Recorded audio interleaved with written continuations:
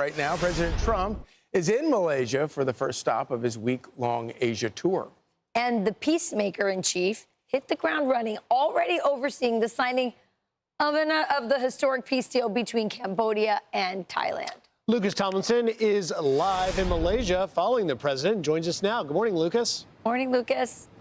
Well, good morning, guys, and good morning, Rachel. President Trump beginning his three-nation Asian swing, really four if you want to include Qatar, when President Trump made a brief stop for fuel and the Emir and Prime Minister of Qatar came aboard Air Force One. But let's get to the itinerary. As you just said, President Trump is here in Malaysia today and just presided over a formal peace accord ending the conflict between Cambodia and Thailand. He heads to Japan tomorrow to meet Japan's new conservative Prime Minister, the first female leader of Japan, who loves heavy metal, and Margaret Thatcher. Then it's off to South Korea Wednesday. Here was President Trump earlier here in Malaysia.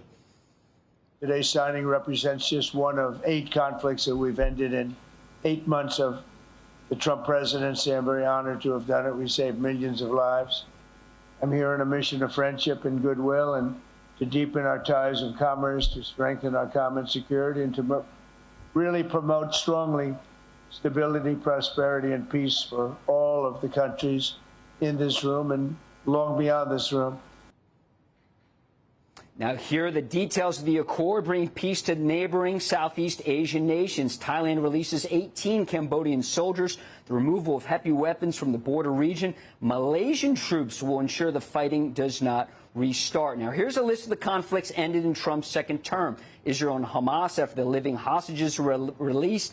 Israel and Iran, Pakistan and India, Rwanda and the Democratic Republic of Congo, the DRC, Thailand and Cambodia, Armenia and Azerbaijan, Egypt and Ethiopia, Serbia and Kosovo. Now, there's already been at least one viral moment shortly after the president's arrival here in Malaysia, and a scene reminiscent of his arrival in the Middle East in May, Trump doing his famous dance with the locals, and everybody seemed to be having a good time. Now, hanging over this visit to Asia, things get serious. The expected meeting between President Trump and the General Secretary of the Chinese Communist Party, Xi Jinping, in South Korea. It's the first face-to-face meeting between global superpowers.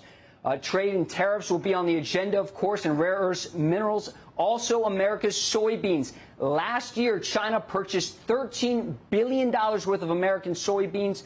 This year, 0. Now, in the background, over the past few days, including today, Treasury Secretary Scott Bessent and Trump's top trade rep, Jamieson Greer, have been meeting with their Chinese counterparts here in Malaysia. China's leader is not here, of course, Xi Jinping, but those meetings are going on behind the scenes. We should have an update on those talks later this morning, guys. Lucas. Thank you, Lucas. Thank you so much. This is amazing, of course. President Trump, by the way, about the peace deals that he's done all over the place. He said, I shouldn't say it's a hobby because it's so much more serious than a hobby. But it's something that I'm really good at, and it's something I love to do. And then while he's at it, he takes a jab at the UN, who he's already mad at because they almost caused him to get injured on that escalator up when they stopped it. Somebody did something, and let me tell you, I talked to him after. He was very angry about that. So here's what he says about the UN. But I mean, the UN has such great potential.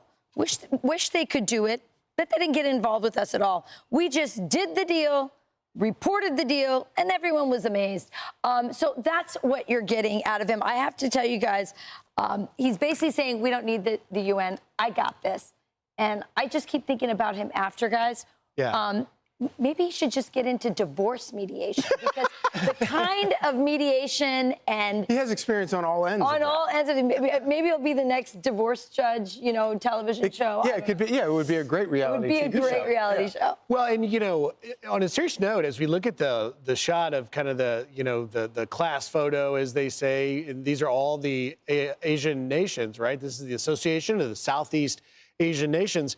But all of these countries have seen an encroachment of China, a really building up of China in the South China Sea. And so they're looking not to the UN, they're looking to one man to try and align with. And that's why you're seeing Japan, South Korea. These are important stops, particularly in Japan, where the new first female prime minister, Sanae Takaichi, who is this heavy metal drummer, that is again? being compared to Sanae Takaichi.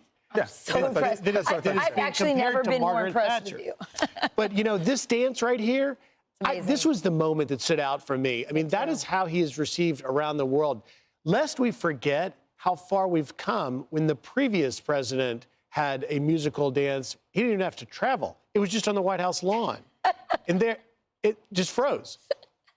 Completely froze. I mean, it paints a contrast that had Biden stayed in and won, he would be over there at a time when, while you can, laugh at this comparison and contrast, it's also such a serious thing. And President Trump, by the way, Lucas was talking about the rescuing soybean farmers. They're really hurting. On Air Force One, on the way over, he talked about what happens if, for some reason, he can't reach a deal with China. Listen to this.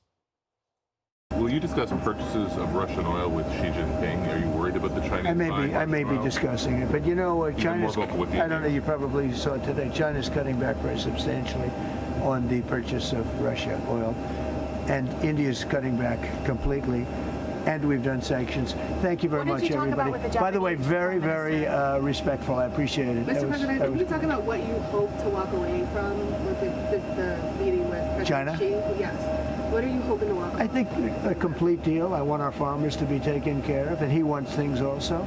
We're going to be talking about fentanyl, of course. Fentanyl is killing a lot of people. It comes from China. And we'll be talking about that. We'll be talking about a lot of things. I think we have a really good chance of making a very comprehensive deal. Wow, Charlie, that was a really important point stuck in there. He's getting the Chinese to stop buying Russian oil. Yeah.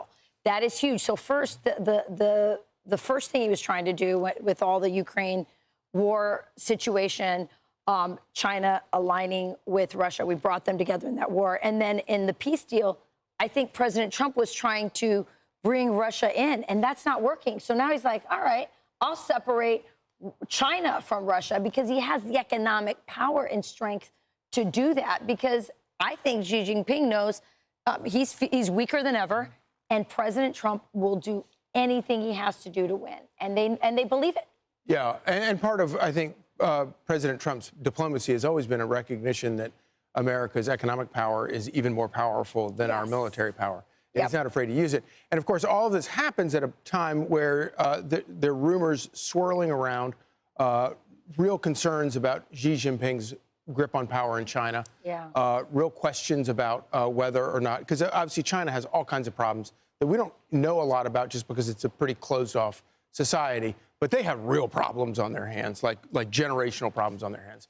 And you know that Trump recognizes all of that and recognizes that he can use this moment where Xi Jinping faces these problems to our advantage, to America's advantage, to the advantage of the world, whether it is dealing with Russia and breaking up that alliance, or dealing with fentanyl, or dealing with trade.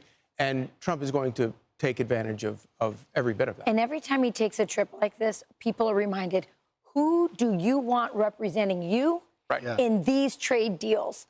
Especially. And boy, just think about Kamala Harris there. And by the way, I love the dancing. Thank you for bringing back that old footage. I will do any story that brings back that old footage of Joe Biden. But the footage of President Trump, he's having so much fun. I'm Steve Doocy. I'm Brian Kilmeade. And I'm Ainsley Earhart. And click here to subscribe to the Fox News YouTube page to catch our hottest interviews and most compelling analysis.